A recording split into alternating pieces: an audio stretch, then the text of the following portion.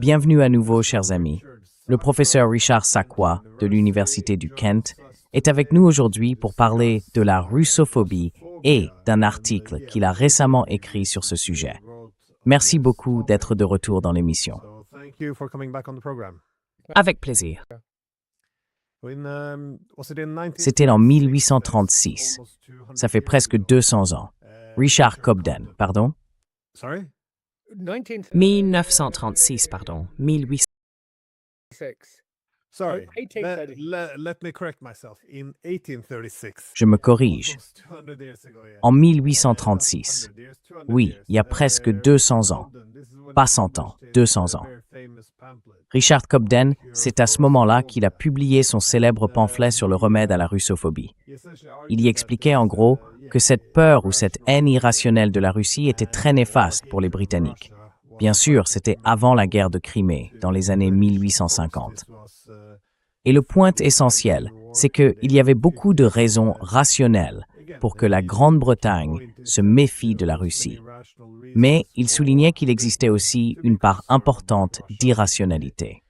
Et c'est justement là que le mot phobie prend tout son sens, quand on regarde les aspects culturels et politiques plutôt que les simples intérêts en conflit.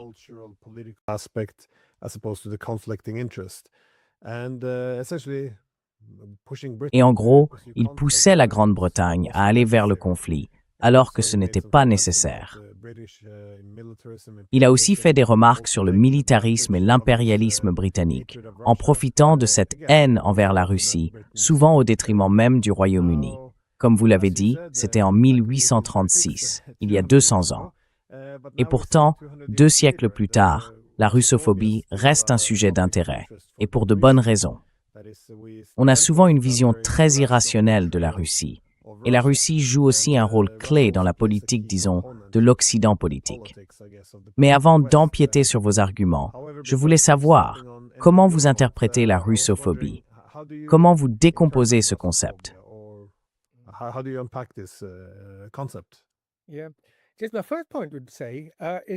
Oui. Alors, mon premier point serait de dire, et je cite d'autres personnes ici, qu'il faut se demander si le terme russophobie est vraiment le bon.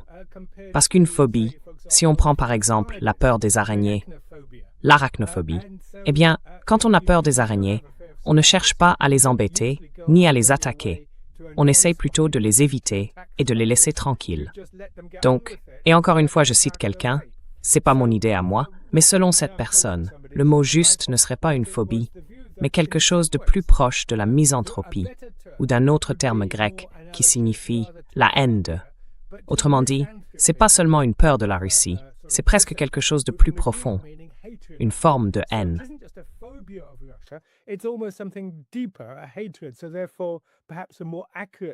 Donc, peut-être qu'un terme plus juste serait miso-russo ou miso-russie, d'une manière ou d'une autre. Parce que la russophobie, c'est plus que ce que vous avez suggéré dans vos remarques d'introduction à l'instant. C'est plus qu'une simple critique de la Russie, plus qu'une opposition fondée, disons, sur des intérêts nationaux, ce qui est tout à fait légitime.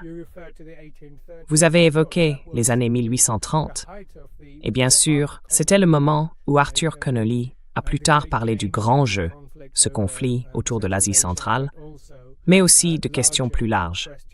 Cela faisait suite à l'insurrection polonaise de 1830 à 1831.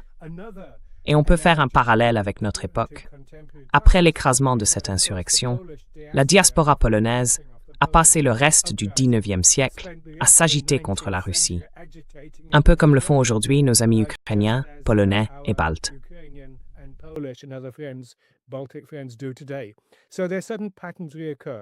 Il y a donc certains schémas qui se répètent. C'est en quelque sorte le premier point. Mais le deuxième, c'est que la russophobie est liée à autre chose. Parce que la profondeur de la tentative actuelle de nier la Russie est vraiment unique. C'est sans précédent. Jamais auparavant, ni pendant la Première Guerre froide, ni même au plus fort des conflits du XIXe siècle, on avait vu ça.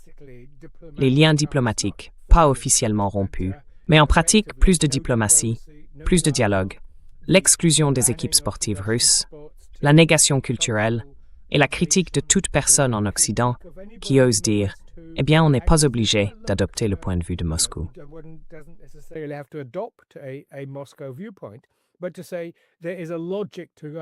Mais dire qu'il y a une logique dans les actions de la Russie, que ce n'est pas seulement une pathologie irrationnelle, comme on le dit souvent. Ce que je soutiens maintenant, c'est que la russophobie contemporaine est liée à autre chose. Et pour simplifier, appelons ça la guerre froide. Il y a d'ailleurs eu récemment un très bon article dans la Montreal Review qui défend l'idée d'une longue guerre froide, commencée dès que les bolcheviks ont pris le pouvoir en 1917. La première guerre froide, c'était la peur du rouge qui a suivi pendant la guerre civile russe et jusque dans le début des années 1920.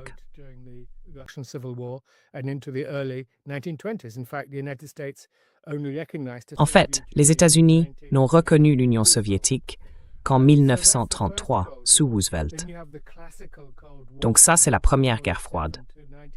Ensuite, on a la guerre froide classique de 1947 à 1989. Et puis, il y a la troisième guerre froide, qui a commencé comme une paix froide après 1991, avant de devenir une vraie guerre froide, si je peux dire, à partir de 2014, jusqu'à se transformer en guerre ouverte, celle dans laquelle nous sommes aujourd'hui. Mon point, c'est que ces deux phénomènes, la guerre froide et la russophobie classique, durable, profondément enracinée, celle qu'on décrit de Cobden et aussi dans votre livre sur la russophobie, se renforcent mutuellement. Ils s'alimentent l'un l'autre. Et c'est pour ça qu'on en arrive à une telle intensité.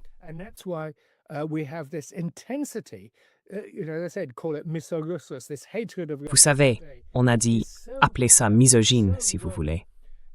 Cette haine de la Russie aujourd'hui est tellement répandue, tellement écrasante, qu'elle s'accompagne, comme je l'ai dit, d'une volonté de nier toute une civilisation, tout un pays. On accuse même, par exemple, Ursula von der Leyen, qui a d'ailleurs déclaré très justement l'autre jour que les gens ne peuvent pas se permettre d'envahir d'autres pays. Elle pensait évidemment à 2022.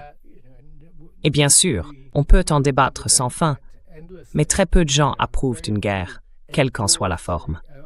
Pourtant, elle semble avoir oublié qu'il y a eu bien d'autres guerres, des interventions sans provocation, qui remontent jusqu'au bombardement de la Serbie en 1999, et évidemment, l'attaque contre l'Iran le 28 février de cette année.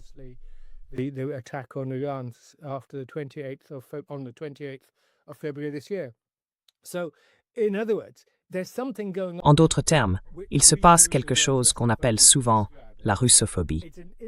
Le mot n'est pas vraiment adéquat, mais le phénomène, lui, mérite d'être analysé. Comme je le dis, il est amplifié par une guerre froide qui n'en finit pas.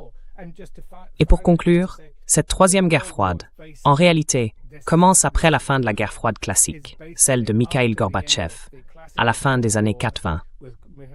La décision a clairement été prise à Washington. La Russie est trop grande, trop désordonnée, trop imprévisible, trop dangereuse, trop nucléaire, et ainsi de suite, pour être acceptée dans l'Occident politique.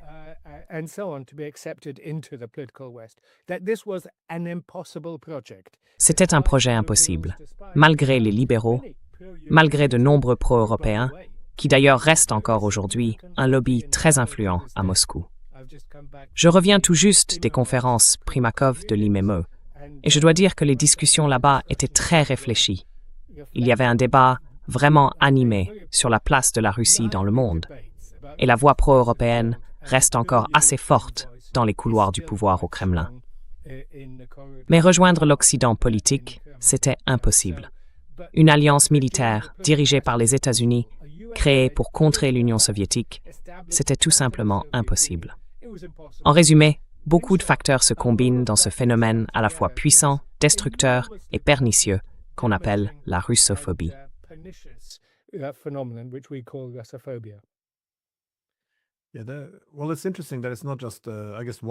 Eh bien, c'est intéressant, parce que ce n'est pas seulement, disons, une seule variable.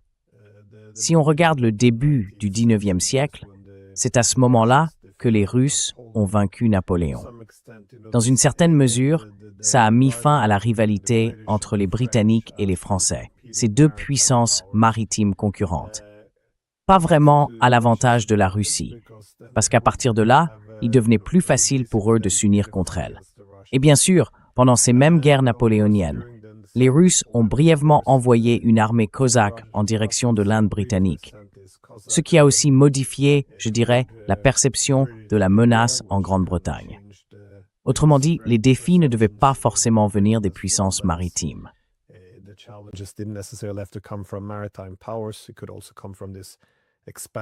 Cela pourrait aussi venir de cette puissance terrestre russe en pleine expansion militaire. Mais ce que vous avez dit sur les Polonais est intéressant, parce que ça s'ajoute à tout ça. Eux aussi, bien sûr, ont eu leur propre conflit avec les Russes. Beaucoup de gens appellent cela un testament de Pierre le Grand, ce qui est, en réalité, une supercherie. Mais on le cite souvent comme un texte fondateur de la russophobie, parce qu'il reposait largement sur des sentiments polonais anti-russes et qu'il a été diffusé en direction des Français. En gros, l'argument est très proche de ce qu'on entend encore aujourd'hui. Les Russes chercheraient toujours à s'étendre, petit à petit, avec pour objectif final de dominer l'Europe.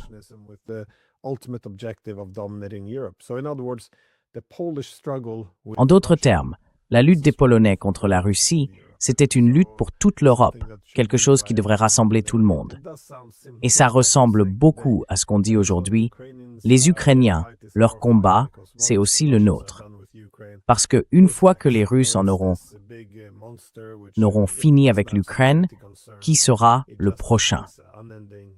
Vous voyez, c'est ce grand monstre qui n'a pas vraiment de préoccupation de sécurité, mais plutôt un appétit sans fin pour plus de territoire et de domination. Et comme vous l'avez dit, c'est très difficile de s'opposer à ça avec des arguments parce qu'on finit soit par répéter les slogans, soit par être presque traité de traître. Mais alors, comment voyez-vous ce faux testament de Pierre le Grand dans ce rôle historique de la russophobie?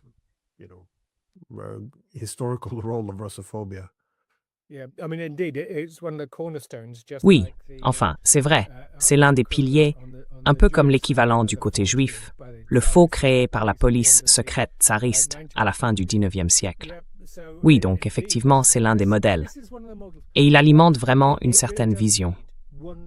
Je dirais qu'on peut identifier, disons, 4 grands paradigmes pour interpréter le comportement de la Russie aujourd'hui. Le premier, qui s'appuie en partie sur ce soi-disant témoignage, mais pas seulement, c'est le modèle impérial. L'idée que la Russie est par nature une puissance expansive, impérialiste et despotique. Donc pas seulement expansionniste, mais aussi à l'intérieur, une puissance typiquement despotique.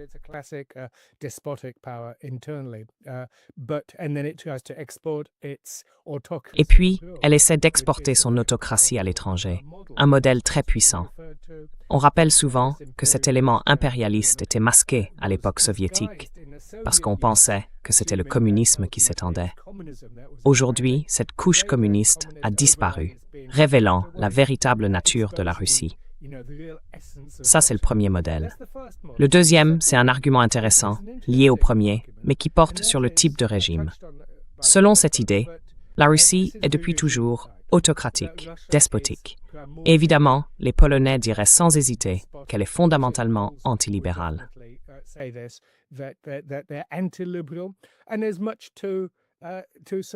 Et il y a beaucoup d'éléments qui soutiennent cet argument.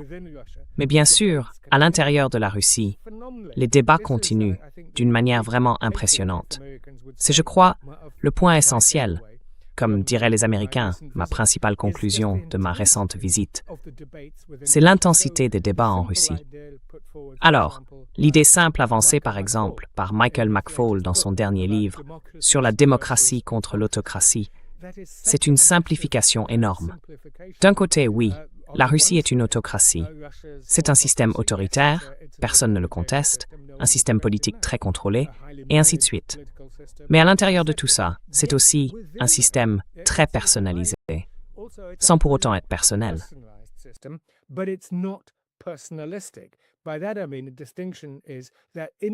Ce que je veux dire par là, c'est que la différence, c'est que les institutions fonctionnent. Ce n'est pas simplement une kleptocratie corrompue. Les systèmes marchent. Par exemple, le Premier ministre Mikhail Mishustin dirige un gouvernement qui est remarquablement efficace. Vladimir Gelman parle de mauvaise gouvernance. Et oui, il y a beaucoup d'éléments de mauvaise gouvernance là-dedans. Mais le système, il suffit d'aller en Russie, à Moscou ou à Pskov, où nous étions il n'y a pas longtemps, et ailleurs, pour se dire, eh bien en fait, ce n'est pas une société mal gouvernée. À Moscou, je n'ai pas découvert, je n'ai pas croisé. Pour un Britannique, c'est presque une obsession. Un seul nid de poule.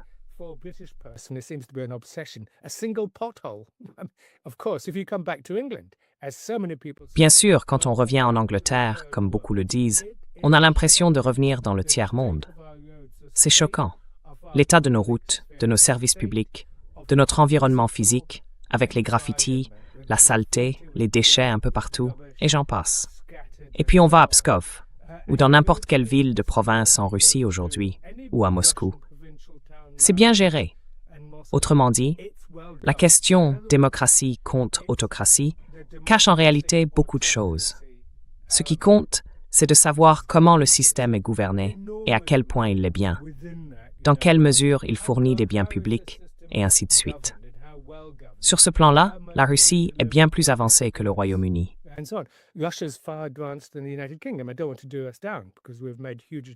ne veux pas nous dénigrer, parce qu'on a aussi fait d'énormes progrès dans ce domaine. Mais si on parle du numérique et de la gouvernance électronique en Russie, il y a maintenant ce qu'on appelait autrefois les MFC, les centres multifonctionnels. Aujourd'hui, ça s'appelle Mes documents. On peut y aller pour obtenir de l'aide, utiliser des ordinateurs, remplir ses formulaires de retraite, ses déclarations d'impôts, et ainsi de suite. Bref, ça, c'est le deuxième paradigme. Le troisième, c'est un paradigme civilisationnel. En d'autres termes, aujourd'hui, l'Ukraine, comme les Polonais avant elle, serait en train de retenir les hordes barbares venus d'Asie. Et là, on touche vraiment à tout ce qui relève des débats postcoloniaux et à l'orientalisme, tel qu'en parlait Edward Said.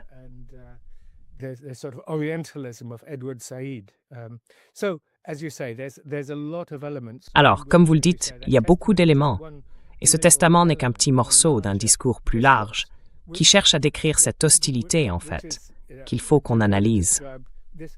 D'une certaine manière, est-ce que cette hostilité, c'est vraiment une affaire entre l'Europe et la Russie, ou plutôt entre les États-Unis et la Russie? Parce que ce qu'on découvre aujourd'hui, c'est que cet Occident politique, cet Occident collectif, n'est pas si uni que ça. Les États-Unis ont toujours été une partie à part de cet Occident politique. Et bien sûr, comme on le voit avec Trump, et comme on l'a vu à l'époque de la détente, il peut y avoir des moments d'apaisement, et il semble que ce soit les Européens aujourd'hui qui soient les plus profondément imprégnés de cet esprit russophobe, plutôt que Washington.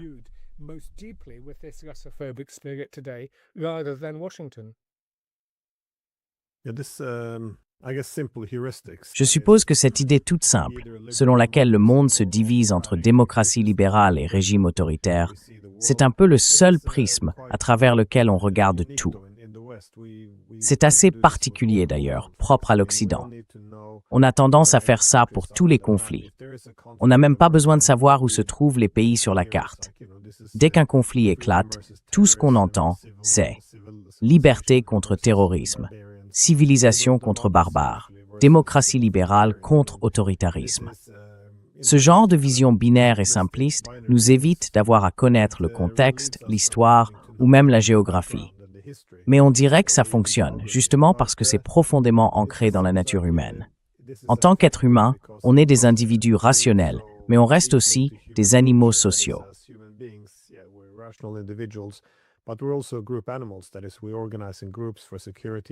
Autrement dit, on s'organise en groupe pour des raisons de sécurité et de sens. Et c'est dans l'instinct humain de considérer notre propre groupe comme le bon. Nous, les autres, le groupe extérieur, seraient les mauvais, en quelque sorte. C'est une manière efficace de maintenir la cohésion interne. Et j'ai toujours eu l'impression que les Russes ont été, pour l'Europe de l'Ouest, le groupe extérieur idéal. En gros, eux, c'étaient les méchants, et nous, les gentils. On les voyait comme les Asiatiques de l'Europe, les barbares face à notre civilisation, l'Est face à notre Ouest. Et d'ailleurs, jusqu'à la Seconde Guerre mondiale, la manière dont on parlait de la Russie et de la russophobie était souvent liée à des questions ethniques, avec cette idée que la composante asiatique symbolisait la barbarie.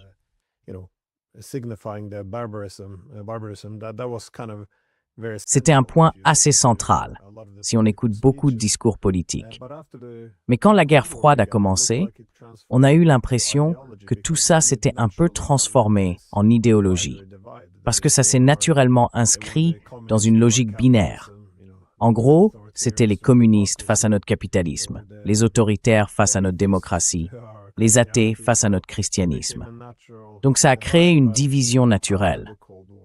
Mais après la guerre froide, quand on a de nouveau redécoupé le continent avec l'élargissement de l'OTAN, on a dû là encore réintroduire une forme de division idéologique. Et aujourd'hui, bien sûr, tout est présenté comme une opposition entre la démocratie libérale et le système autocratique.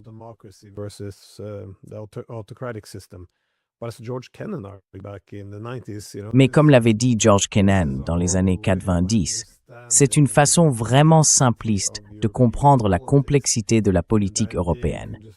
L'idée qu'on puisse simplement tracer une ligne et faire comme si, je sais pas, la Pologne, les pays baltes, tous ces États étaient d'une certaine manière beaucoup plus démocratiques et que, voilà, c'est la grande frontière pour comprendre la différence entre eux et la Russie. Ça n'a pas beaucoup de sens. Mais je voulais quand même vous demander, parce que vous avez évoqué ce nouvel accent mis sur l'ethnicité, et c'est un aspect intéressant que l'Ukraine apporte dans tout ça. Parce que traditionnellement, leur manière de se définir comme distincte des Russes remonte à la Ruse de Kiev. Ils se considèrent comme les héritiers de la Ruse de Kiev, alors que les Russes, eux, seraient en quelque sorte les héritiers des Mongols.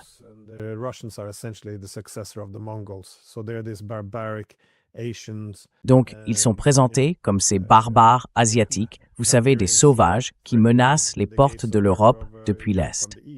Et encore une fois, c'est pour ça que beaucoup de commentaires sur la Russie prennent soudain une tournure ethnique. Toutes ces références aux orques, par exemple. On voit ce discours, encore minoritaire, mais qui commence peu à peu à gagner du terrain en Europe. Autrement dit, on recommence à regarder la Russie à travers un prisme ethnique. On entend ça surtout dans les pays baltes, mais aussi dans certaines remarques sur le soi-disant ADN des Russes. Comment vous voyez ça? Vous pensez que c'est une nouvelle façon de redéfinir l'autre? Parce que franchement, ce n'est pas une évolution très positive.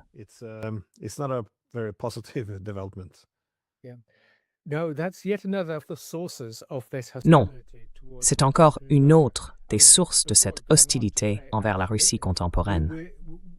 Avant d'aller plus loin, je veux juste préciser une chose très clairement. Quand on parle de russophobie, ça ne veut pas dire qu'on ne peut pas formuler de critiques légitimes sur le système, sur ses politiques ou sur d'autres aspects. C'est tout à fait normal. Ce que nous essayons de mettre en évidence, c'est le niveau anormal d'hostilité. On n'arrive même plus à avoir un vrai débat, un vrai dialogue avec un partenaire européen. Et c'est bien sûr l'une des raisons pour lesquelles nous nous retrouvons aujourd'hui dans cette guerre. Et parmi les éléments qui alimentent cette situation, il y a précisément ce que vous venez d'évoquer, la perspective galicienne orientale, qui a toujours été très hostile à Moscou, aux moscovites, les traitant de Moskaly, et ainsi de suite depuis plusieurs siècles.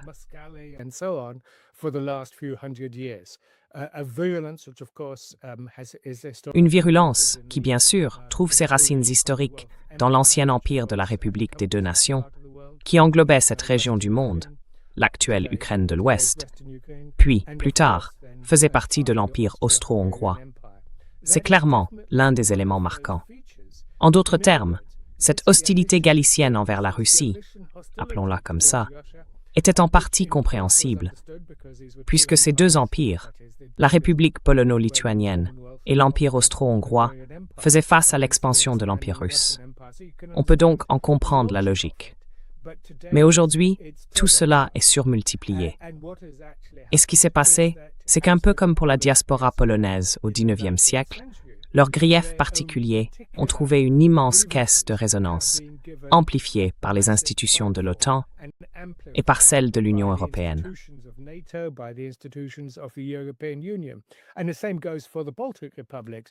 Et c'est la même chose pour les républiques baltes. Je veux dire, elles ont des plaintes et des griefs légitimes. Qui n'en a pas? Mais au lieu qu'après la fin de la guerre froide, après l'effondrement de l'Union soviétique, l'Union européenne serve de cadre à la réconciliation et au dépassement des blessures historiques, qui bien sûr sont tout à fait légitimes, je veux dire. Ces réalités historiques existent, et en Pologne en particulier, avec les massacres de Katyn et d'autres. Ce sont des choses qu'on ne devrait pas balayer sous le tapis. Il faut en parler, mais de manière équilibrée, informée et avec une vraie perspective historique. Or, au lieu de ça, elles sont devenues, si l'on peut dire, mimétiques. C'est-à-dire qu'elles font désormais partie, en quelque sorte, de l'ADN de l'Occident politique, qui aujourd'hui se construit sur une hostilité envers la Russie. Et puis, un autre point que vous avez mentionné, c'est cette opposition entre démocratie et autocratie.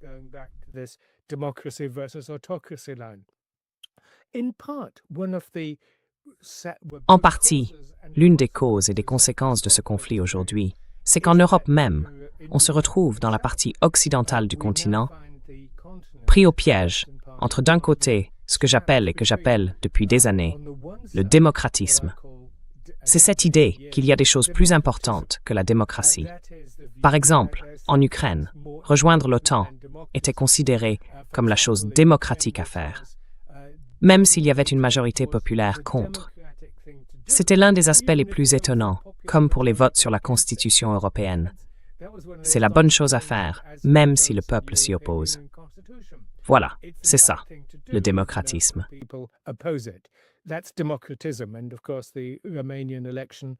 Et bien sûr, il y a l'élection roumaine de décembre 2025, où, en gros, un candidat a été écarté, et les élections moldaves récentes.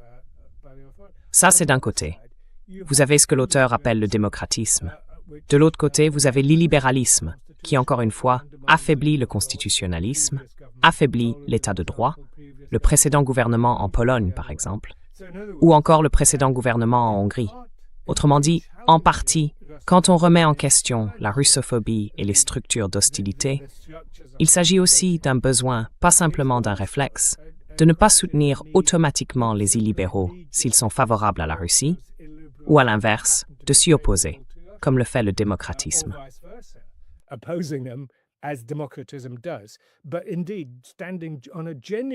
Mais en effet, se tenir sur une véritable plateforme démocratique, c'est-à-dire, vous savez, des élections libres et équitables, un état de droit indépendant et impartial, un accès à des médias libres et impartiaux, et ainsi de suite.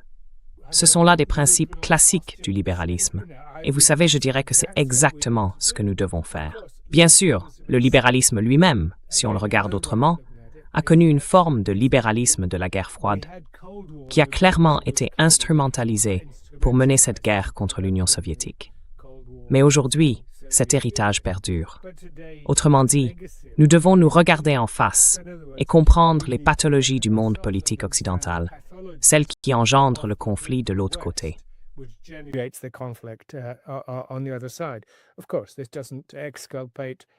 Bien sûr, ça n'excuse en rien ce que la Russie peut faire elle-même. Mais vous avez tout à fait raison. Une fois que cette couche idéologique a été retirée, ils ont essayé d'imposer une sorte de fausse distinction entre les autocraties et les démocraties, comme s'il n'existait pas tout un spectre, ou même plusieurs, entre la bonne et la mauvaise gouvernance, entre la capacité à fournir efficacement des biens publics et l'incapacité à le faire. On peut le mesurer, par exemple, à travers la pauvreté infantile, les niveaux généraux de pauvreté, l'accès aux retraites, aux soins de santé, et ainsi de suite. C'est dans une vision plus complexe, à mon avis, que ce débat devrait se situer.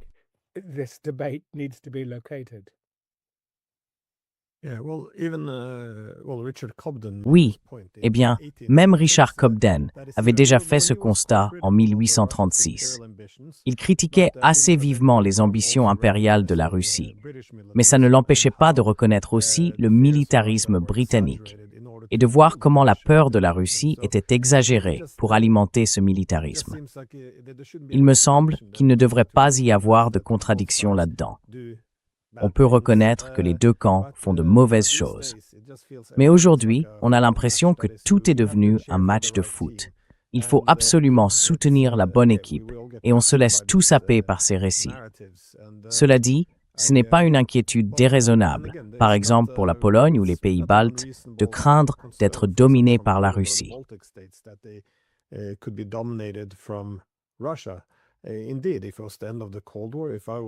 En effet, si c'était la fin de la guerre froide, et si j'étais polonais, je préférerais sans doute me trouver du bon côté des lignes de partage d'une Europe à nouveau divisée, plutôt que d'avoir simplement supprimé ces lignes.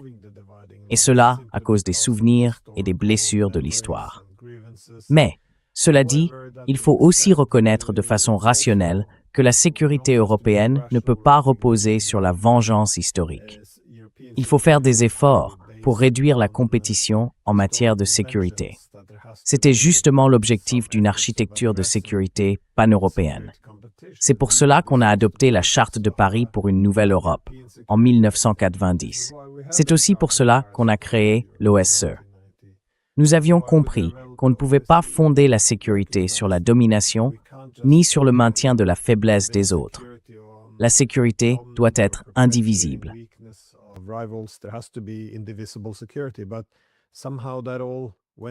Mais d'une certaine façon, tout ça a disparu et on est tous devenus en quelque sorte des laitons.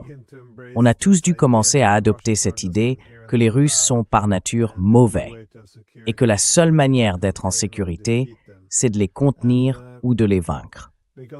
Et pourtant, il y a un contre-argument qui peut très bien coexister.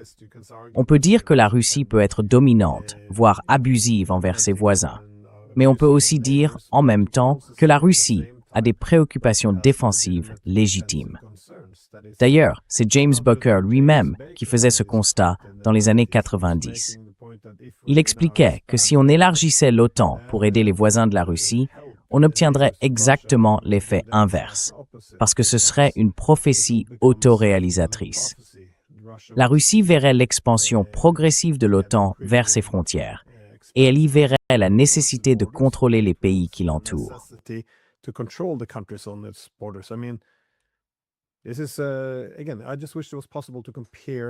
Encore une fois, j'aimerais qu'on puisse nous comparer à eux, mais on dirait que ce n'est plus possible. Si on prend le même raisonnement, imaginons que la Russie ou la Chine commencent à s'implanter en Amérique latine, qu'elles installent des bases au Mexique. Les États-Unis réagiraient immédiatement et très violemment. Ils exigeraient d'avoir une influence exclusive et ils agiraient de manière brutale. Donc, on peut dire que les Russes ont leur raison, ou que leur logique suit la même ligne. Mais on n'a même plus le droit de poser cette comparaison. C'est pour ça que je n'ai pas été surpris, mais j'ai trouvé intéressant d'entendre le secrétaire général de l'OTAN, Mark Rutte, au sommet de l'Alliance, quand il disait que l'attaque de la Russie contre l'Ukraine était complètement folle.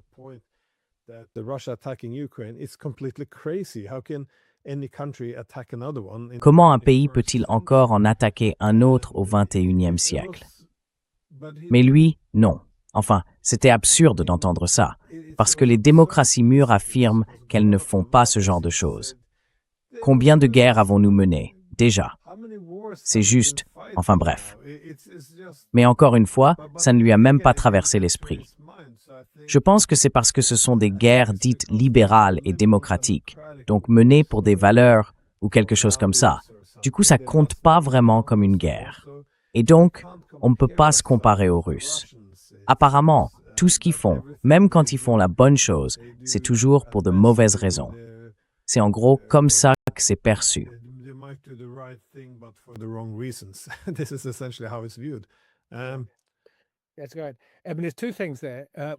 C'est ça. Il y a deux choses là-dedans. D'abord, le fait qu'ils n'arrivaient même plus à voir plus large. J'ai utilisé le mot hermétique. C'est fermé. L'Occident politique n'arrive plus à dialoguer avec l'autre, à comprendre les préoccupations de l'autre, comme George Kennan savait le faire. Vous avez mentionné James Baker. Cette génération-là le pouvait.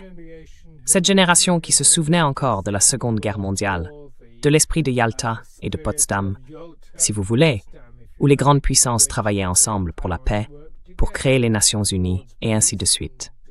Toute cette génération, toute cette manière d'aborder les choses a disparu. Cette approche pluraliste, ouverte. Et à la place, on a quelque chose d'hermétique.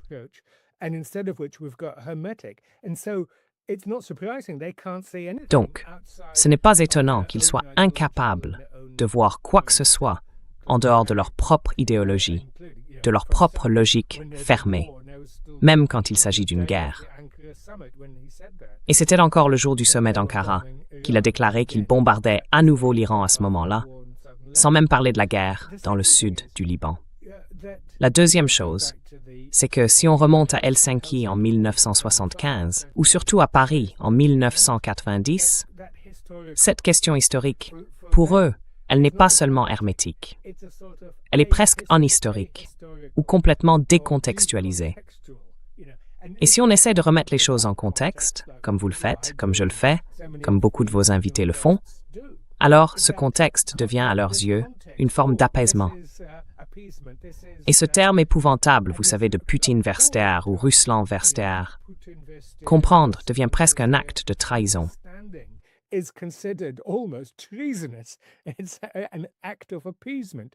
C'est un acte d'apaisement. Totalement. Franchement, la première fois que je l'ai entendu, je n'arrivais pas à croire que quelqu'un puisse sérieusement dire que comprendre, c'est une mauvaise chose, qu'on ne devrait pas le faire. Et bien sûr, concernant l'invasion de février 2022, ça a été un choc. Vraiment. J'en ressens encore les effets, pour être honnête. C'était un événement bouleversant, mais on en comprend le contexte et les raisons.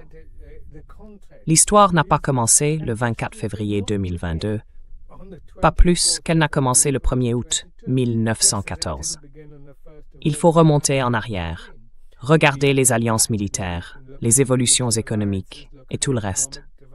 C'est exactement ce qu'on fait aujourd'hui.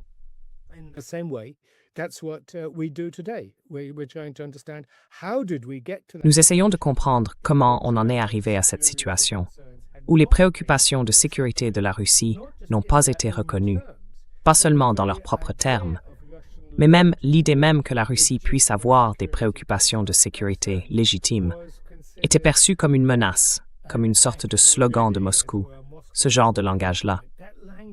Et cela nous amène à un autre point, l'appauvrissement et la vulgarisation du langage. Le type de langage, par exemple, auquel Joe Biden s'est livré, était consternant.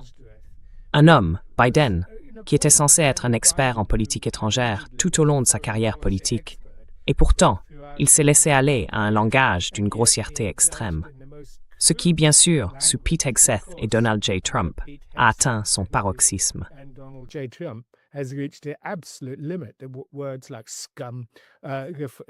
Des mots comme « ordure » reflètent bien le langage de Biden quand il parle du mal et dit, vous savez, cet homme, en parlant de Poutine, ne peut pas rester au pouvoir. Eh bien, cette réduction complète a une vision totalement personnalisée du monde. La Russie de Poutine. Poutine fait ceci, Poutine fait cela. Mais à l'intérieur de la Russie, il y a tout un vaste appareil d'État, de très longues traditions diplomatiques, tout un réseau de groupes, de courants et d'institutions qui participent tous au grand débat politique sur la politique à mener. Autrement dit, et c'est mon dernier point, désolé d'être un peu long, c'est pour ça que j'insiste sur cette idée de l'Occident politique. Quelque chose s'est passé chez nous, en Occident. Et je défends l'Occident comme une organisation libérale, constitutionnelle et démocratique, avec de nombreuses réussites dans cette direction.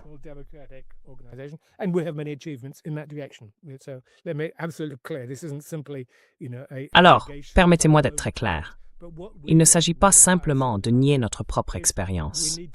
Ce que nous voulons, et ce que je défends clairement, c'est que nous devons reconnaître nos propres faiblesses et essayer d'en tirer un Occident meilleur.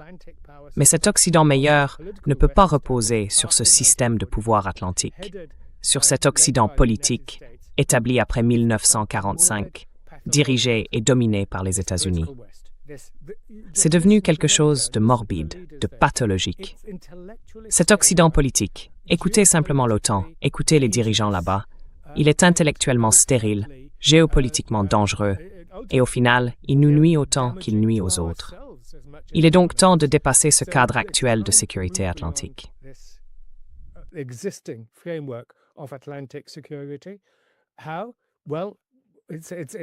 Comment? Eh bien, c'est clairement impossible pour le moment.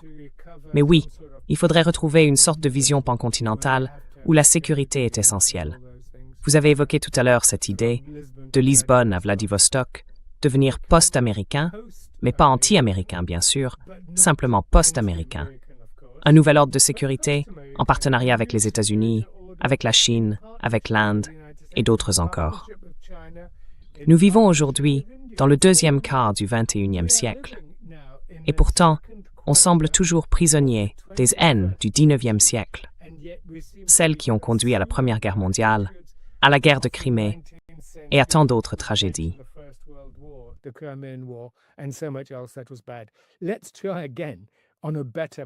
Essayons encore, mais sur une meilleure plateforme. C'est à mon avis là où nous mène ce débat sur la russophobie, à comprendre nos propres pathologies. La pathologie de cette haine absolue, qui bien sûr ne fait que s'amplifier. Ils adorent ça à Lviv, ils adorent ça en Galicie, ils adorent ça dans les pires recoins de la Pologne. Permettez-moi d'insister sur un point. En Pologne même, il y a aussi un débat très vif, très animé. Je reçois sans arrêt toutes sortes de messages de gens en Pologne qui sont d'une sévérité implacable envers la manière dont la Pologne, à par le passé du moins, était l'un des fers de lance de cette russophobie.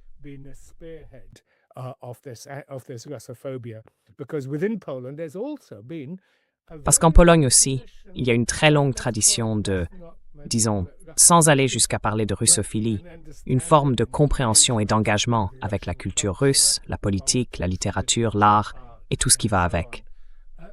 Et c'est justement ça qui rend la situation si dévastatrice.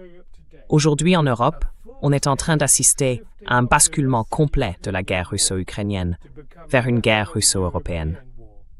Et ça nous mènerait tous à notre perte. Il faut le dire clairement, non, nous ne voulons pas aller dans cette direction. Il y a des gens bien en Pologne, en Lettonie et bien sûr avant tout en Ukraine, surtout en Ukraine.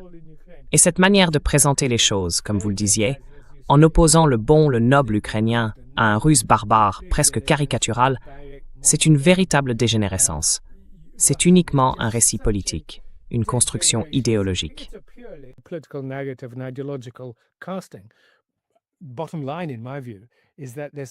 En résumé, à mon avis, cette guerre russo-ukrainienne est une guerre dévastatrice entre deux grands peuples slaves, majoritairement slaves, pas entièrement d'un côté ou de l'autre, mais en grande partie, deux grandes civilisations orthodoxes, si proches à bien des égards. Et c'est en partie ce qui explique bien sûr l'intensité du conflit. Ils sont tellement proches. Les nationalistes ethniques ukrainiens ont voulu évidemment marquer une distance particulière, d'où la répression de la culture russe en Ukraine. Mais il existe une large partie de la population ukrainienne, et c'est à eux que je dédie mon livre sur la guerre russo-ukrainienne, l'autre Ukraine. Ceux qui aspirent à un pays multilingue, multiconfessionnel, tolérant, pluraliste, et entretenant de bonnes relations avec tous ses voisins.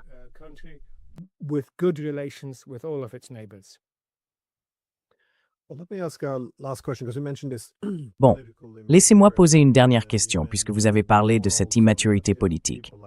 Vous avez aussi mentionné tout à l'heure que des figures comme Ken et Baker ont disparu de la scène politique. Et en gros, vous suggérez qu'on n'a pas vraiment de remplaçant. Donc, encore une fois, le discours politique d'aujourd'hui est très différent. Et je me demandais pourquoi. Parce que, enfin, toutes les preuves semblent là, mais il n'y a aucune responsabilité. Tout le monde sait pourtant que vers la fin des années 80, on travaillait, depuis les accords d'Helsinki, à trouver un moyen pour que l'Est et l'Ouest puissent collaborer.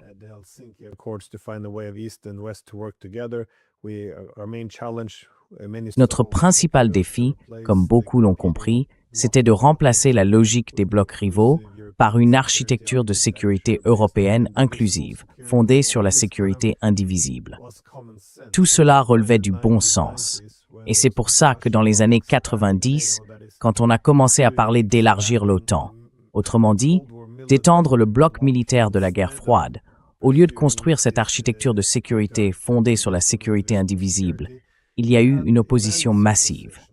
50 grands universitaires américains, des ambassadeurs, des responsables militaires ont signé des lettres pour avertir que cela finirait en catastrophe.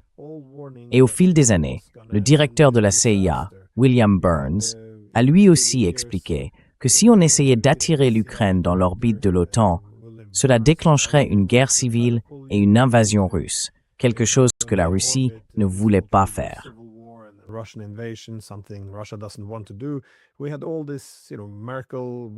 On savait tout ça, vous savez. Merkel avait même dit qu'offrir l'adhésion à l'OTAN à l'Ukraine, ce serait une déclaration de guerre. On le savait. C'était du simple bon sens. Et puis soudain, arrive 2014, et du jour au lendemain, la Russie devient « Ah, c'est l'Empire !» C'est dans l'ADN russe, ils veulent dominer leurs voisins. Tout d'un coup, toute la réalité, toute notre mémoire historique, tout a disparu. Même les mêmes personnes ont oublié ce qu'elles disaient quelques semaines plus tôt. Et puis si on avance un peu, on a eu les années du Russiagate avec Trump. Pendant des années, chaque gros titre disait que j'étais un agent du Kremlin, jusqu'à ce qu'on découvre, eh bien, oui, tout ça était faux.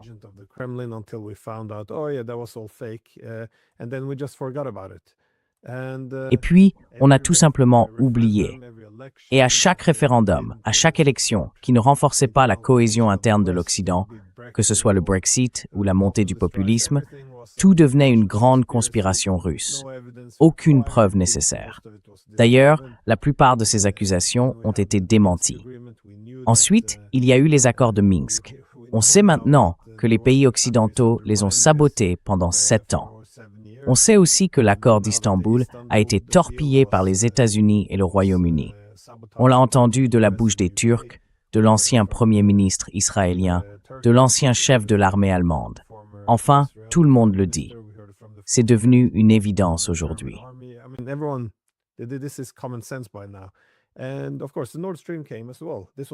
Et bien sûr, il y a eu aussi Nord Stream.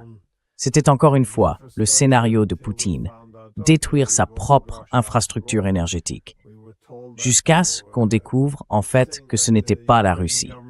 On nous disait que qualifier le gouvernement ukrainien de corrompu, c'était simplement, vous savez, un argument de propagande russe. Et maintenant, tout à coup, c'est devenu acceptable. On nous disait aussi que parler des éléments fascistes en Ukraine relevait de la propagande russe, jusqu'à ce que les Polonais, après 4 ans, commencent soudainement à s'en inquiéter. Et les unes après les autres, toutes ces choses qu'on n'avait pas le droit de dire se révèlent finalement exactes. Mais il n'y aura aucune responsabilité.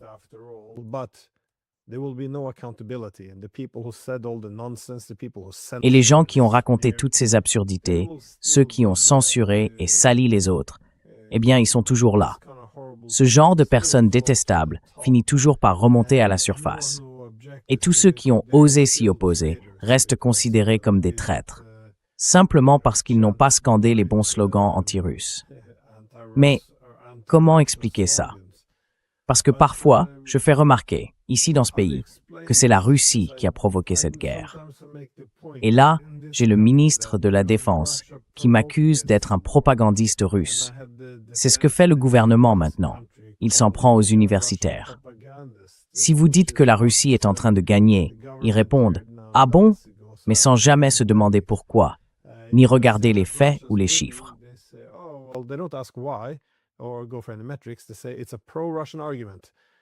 On dit que c'est un argument pro-russe.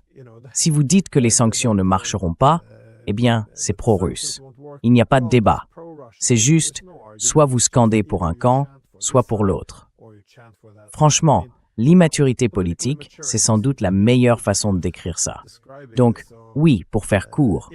Pourquoi? Pourquoi en est-on là? Parce que les responsables européens, on en avait de grands autrefois, les Américains aussi d'ailleurs. Où sont passés les diplomates? Où sont les vrais politiques? Je regarde les gens qui nous représentent Et honnêtement, c'est vraiment le pire. Il n'y a plus rien.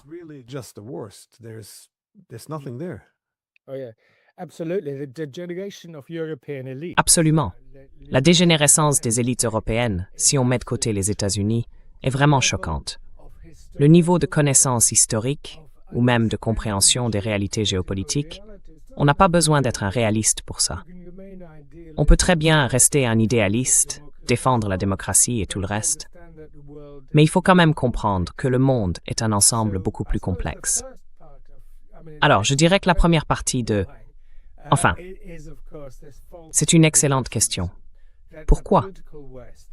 Eh bien, c'est bien sûr ce faux universalisme de l'Occident politique. Cet Occident qui prétend être universel, tout en sapant le véritable universalisme inscrit dans la Charte des Nations Unies, celui qui repose sur l'internationalisme souverain, les 193 États souverains. Ils ne peuvent pas l'accepter. Ce qu'on appelle l'ordre international libéral, ou l'ordre fondé sur des règles, prétend être en réalité le seul modèle d'ordre mondial à la fois efficace et viable.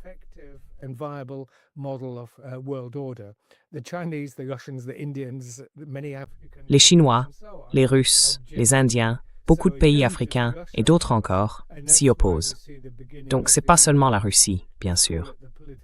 Et c'est pour ça qu'on voit apparaître ce qu'on pourrait appeler l'Est politique, ou peut-être même l'Est global face à l'Ouest global, avec le Sud global aussi. Voilà. Le premier point, c'est que l'Ouest politique est devenu hermétique. Et à cause de ça, d'ailleurs, les élites européennes, qui dépendent de Washington depuis si longtemps, sont devenues subalternes. Elles ont oublié, ou plutôt perdu, la capacité de se dire « Attendez, quel est, d'abord, l'intérêt national de l'Europe dans son ensemble ?» Et bien sûr, l'intérêt national des États qui composent cette Ouest politique.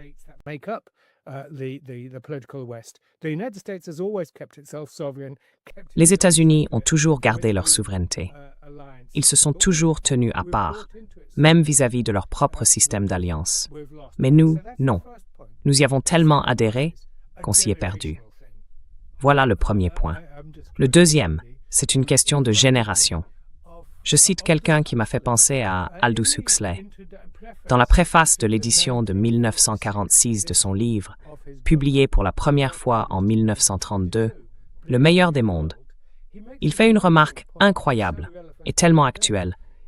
Il dit qu'après la guerre de 30 ans, de 1618 à 1648, pendant plus d'un siècle, notre génération, après cette sauvagerie, vous savez, un tiers de la population allemande avait été tuée pendant cette guerre. Eh bien, pendant 100 ans, les élites politiques sont devenues conservatrices. Par là, il voulait dire prudentes, pas aventureuses politiquement, pas militaristes, conscientes des ravages que la guerre peut provoquer.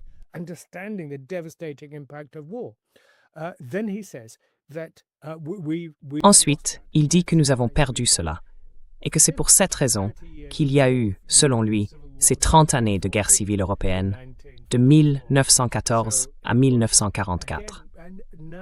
Donc, encore une fois, on retrouve le même phénomène aujourd'hui, après quelques générations, et même les armes nucléaires semblent avoir perdu leur pouvoir de dissuasion. C'est le deuxième point.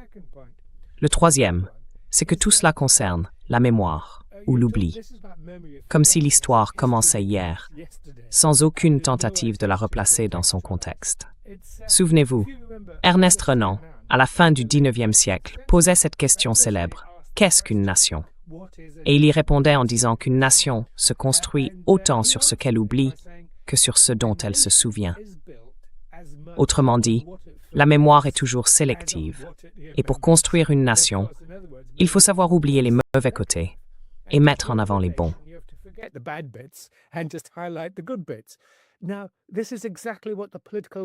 C'est exactement ce que fait aujourd'hui l'Occident politique. Ce n'est pas une nation, c'est un bloc, et il doit maintenir une discipline de bloc. Il faut intégrer cette forme de suppression de la mémoire historique authentique. D'abord, bien sûr, cela se voit à propos de la Seconde Guerre mondiale, et plus largement dans toute l'évaluation de l'Union soviétique. Le Parlement européen a adopté des résolutions absolument consternantes d'un révisionnisme historique parmi les plus graves. Et bien sûr, comme vous le dites, les Lettons, les Estoniens, les Lituaniens comme si leur propre souffrance, bien réelle évidemment, avait été érigée en absolu. L'Union européenne aurait pourtant dû la mettre en perspective, comme elle l'a fait pour le conflit entre la France et l'Allemagne, afin de rendre la guerre impossible.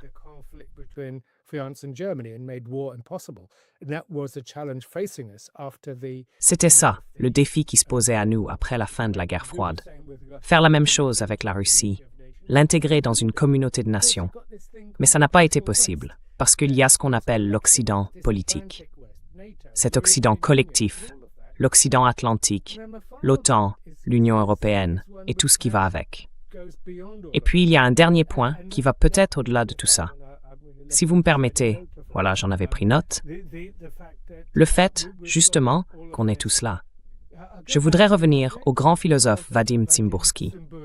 Il a écrit ce livre célèbre intitulé « La Russie-Île », où il replace tout ça dans une perspective historique très large.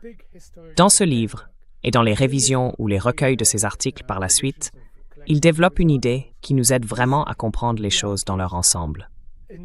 Il regarde la Russie, un pays immense, peu peuplé, et il pose cette question. Comment gouverner une telle société?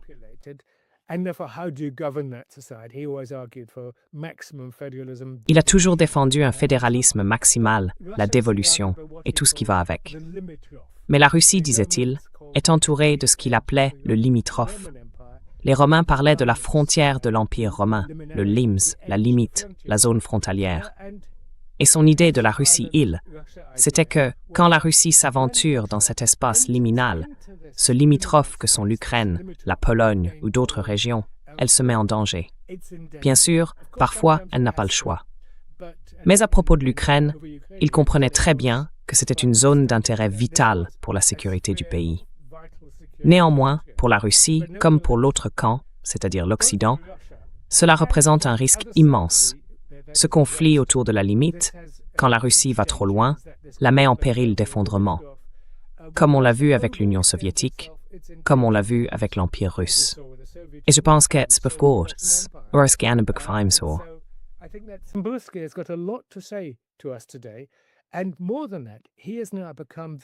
Et plus encore, il est devenu aujourd'hui la figure la plus représentative de ce qui est, à mes yeux, le courant intellectuel le plus intéressant en Russie en ce moment. Pour simplifier, appelons-les les conservateurs libéraux. Ce sont des conservateurs à bien des égards, qui défendent en partie l'idée d'un État-civilisation, mais en y associant le constitutionnalisme, l'État de droit et tout ce qui va avec. Et lors de mes récentes conférences à Moscou et à Pskov, j'ai dit que c'est cette tendance-là qu'il faut vraiment écouter. Il y a en Russie des gens qui disent exactement ce que nous disons. Ils condamnent la russophobie, mais aussi la westophobie.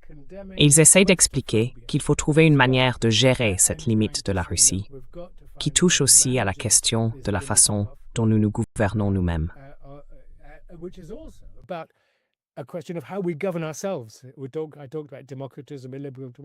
J'ai parlé du démocratisme, de la démocratie libérale, et bien sûr de la situation à l'intérieur même de la Russie. Je pense que c'est là que le débat devient vraiment plus intéressant, plus fécond. Mais comme vous le dites, il y a aussi la question du niveau du discours public. Puis juste ajouter une dernière chose. La ligne de Tsimbursky s'oppose très clairement à celle de beaucoup d'autres, les plus militants, les radicaux, disons. La ligne de Dugin en philosophie politique. Celle-ci est beaucoup plus implacable dans ses attaques.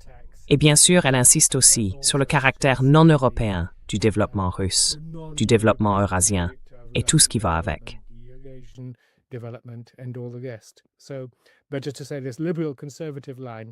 Mais juste pour dire, cette ligne libérale conservatrice est vraiment, j'irais même jusqu'à dire que c'est la ligne dominante au Kremlin.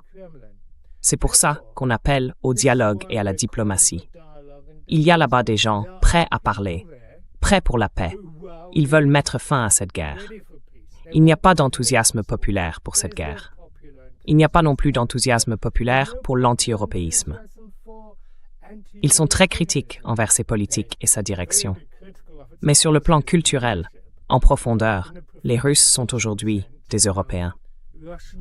Il faut qu'on trouve une nouvelle base, un nouveau cadre pour construire une nouvelle communauté européenne à l'échelle du continent. a new pan-continental European community.